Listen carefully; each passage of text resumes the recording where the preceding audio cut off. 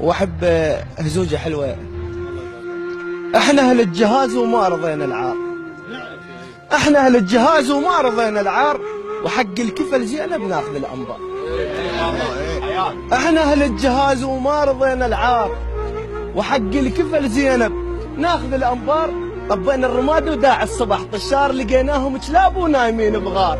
وجلسنا على العادانه نفزع كنا فزعه سيف، على العادانه نفزع كنا فزعه سيف.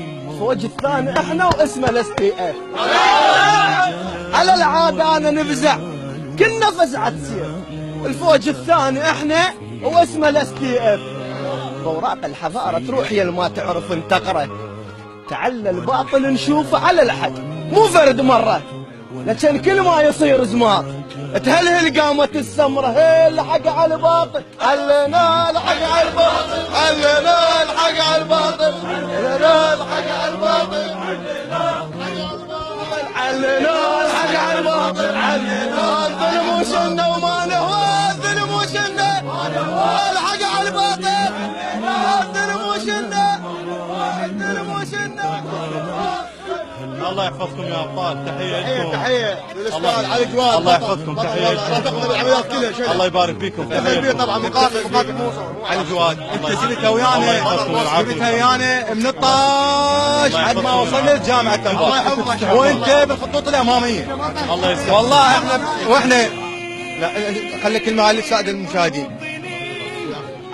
علي جواد دائما هو بالخط الامامي يعني.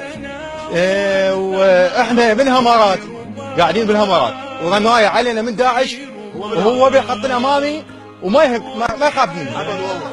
احنا لا انتم تستحقون ان شاء الله، نبقى وياكم. الله يسلمك وانت اخونا ان شاء الله. انت رايك هاي التقدمات، انت وصلت يعني المستشفى الانبار. تحيه لكم يا ابطال ولجهودكم وللبساله اللي شاهدتها عد ما تقدمون. مشاهدينا من هذه المعنويات لمعنويات هؤلاء الاسود من جهاز مكافحه الارهاب، باقين وياهم ان شاء الله ومستمرين ضمن برنامج الرد السريع حتى يتحرر كل احياء منطقه الرمادي. الى حلقه ثانيه ولا انتصار ثاني يتحقق على ايدي الابطال، انتظرونا.